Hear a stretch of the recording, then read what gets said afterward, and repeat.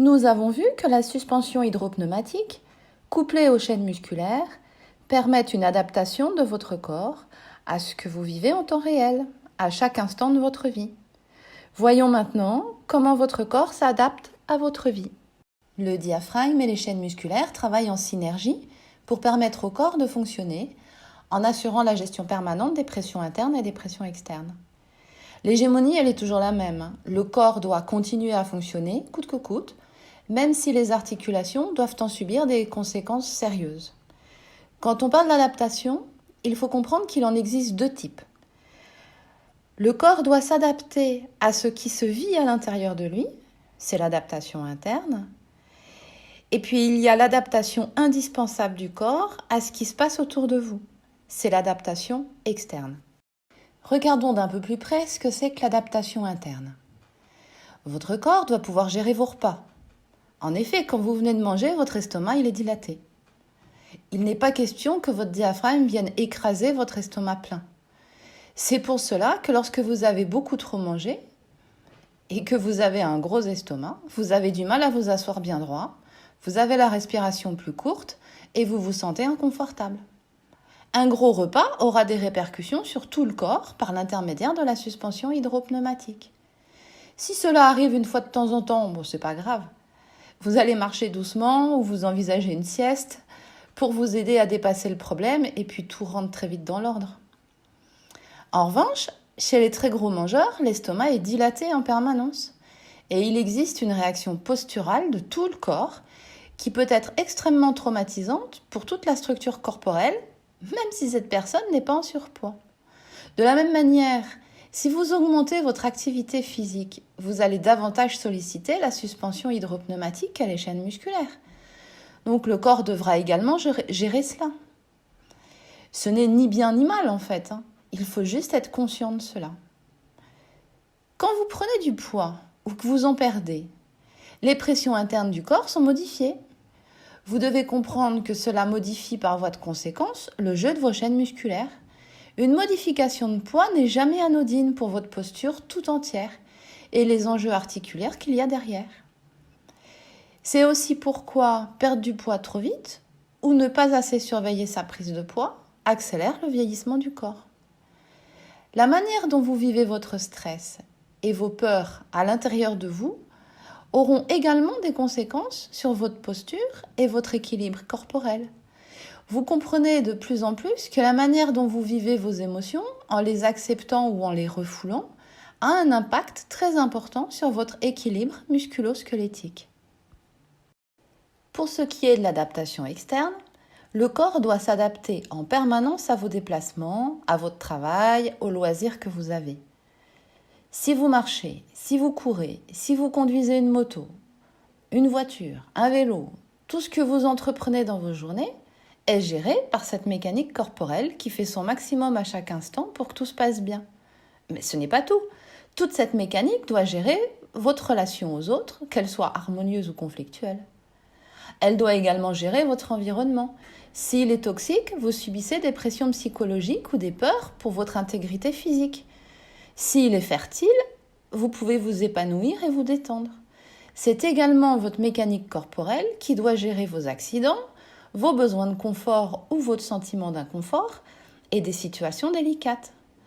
Ce sont vos chaînes musculaires et la suspension hydropneumatique qui se tendent et se détendent de manière stratégique pour que tout soit parfaitement géré sans que vous ne vous en aperceviez.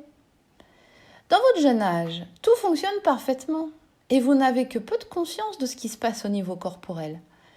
Plus les années passent et plus le corps accumule des traces de ces adaptations successives, plus il peut exister des complications, des raideurs et des douleurs. C'est alors que vous prenez conscience que le corps réagit parce que vous vous sentez gêné. Mais votre corps réagit et gère toute votre vie depuis votre naissance. Comme un bon petit soldat, il fait de son mieux. Quand le corps coince, ce n'est pas de sa faute. Vous n'êtes pas la victime de votre corps. C'est votre corps qui est la victime de vous avoir trop gâté. Il vous a tout donné et vous en étiez totalement inconscient. Donc vous en avez abusé. Vous lui avez demandé une gestion de votre environnement trop compliquée. vous permettre de vivre le maximum du possible est la devise de votre corps. C'est même une hégémonie. Le corps va tout vous donner, même se tortiller dans tous les sens pour que votre environnement interne et que votre environnement externe soient gérés au mieux en vous créant le moins de soucis possible. Il n'y a pas une seule journée dans ma vie professionnelle où je n'entends pas une personne se plaindre d'être victime de son corps. Les gens ne me le disent pas comme cela, mais la manière dont ils se présentent, la manière dont ils parlent de leur corps me montre qu'ils se sentent victimes de leur état corporel. Si c'est votre manière de voir les choses, je vous invite à modifier cet état d'esprit de victime face à votre corps. Sinon, je ne peux rien faire pour vous aider durablement. Cette façon de penser bloque totalement votre système de guérison et vous annulez toutes les chances que votre corps puisse aller mieux. Vous vous jetez dans la gueule du loup de la chirurgie qui se place bien souvent et trop rapidement comme le sauveur éternel. Vous annulez toutes les capacités de résilience de votre corps. La chirurgie est merveilleuse dans bien des cas, mais laissez une chance au traitement conservateur avant. Je le répète, votre corps vous donne en permanence tout ce qu'il peut pour que vous alliez bien. Il n'y a pas plus grand acte d'amour que ce que fait votre corps pour vous. Et si tout le système se déglingue, comme vous aimez parfois le dire, ce n'est pas de sa faute. C'est parce que vous lui demandez toujours plus de gestion d'environnement sans tenir compte de qui il est et de ses besoins. Vous entretenez avec lui une relation toxique dans laquelle vous prenez la place du manipulateur narcissique et le corps la place de celui qui aime trop, la pire des relations amoureuses. Vous comprenez qu'il est temps d'arrêter d'être contre votre corps. Le « Oh, mon corps me fait mal, j'en ai marre, je n'y arrive plus à faire cela » doit cesser. Soyez cool avec lui. Il vous a déjà tout donné et en retour, vous lui avez juste laissé les miettes. Si nous sommes des humains, c'est parce que nous avons un corps, sinon nous serions des anges. Alors notre responsabilité d'être humain, c'est de prendre soin de notre corps. Et pour en prendre soin, il est obligatoire de connaître son fonctionnement réel, pas juste des bribes d'informations glanées à droite à gauche. Vous fréquentez votre corps depuis votre naissance, et je crois bien que c'est la seule personne qui vous accompagnera dans tous les instants de votre vie, de votre naissance à votre mort. Pourtant, vous le gardez dans votre cercle relationnel comme une simple connaissance avec qui on ne partage que très peu d'informations. Quand allez-vous enfin vous décider à faire de ce corps votre super proche ?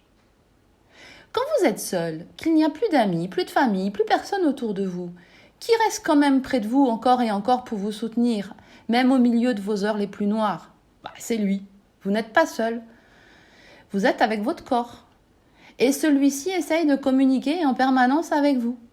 Et malgré le fait que vous ne l'entendez pas, que vous ne l'écoutez pas, il continue à tout vous donner. Et plus vous allez être dans un mode de défiance par rapport à votre corps, plus ce sera difficile pour lui de faire son job. Donc vous lui ajoutez une bonne dose de difficulté. Je vous invite dès maintenant à essayer de regarder les choses différemment et à vous dire un peu plus souvent « Ah, ok, là mon corps m'a donné le maximum, il n'en peut plus, qu'est-ce que je peux faire pour l'aider ?» Si cette vidéo vous a plu, n'oubliez pas de liker et abonnez-vous à ma chaîne pour connaître la suite. À très bientôt pour une nouvelle vidéo. Nous verrons les objectifs prioritaires d'adaptation de votre corps.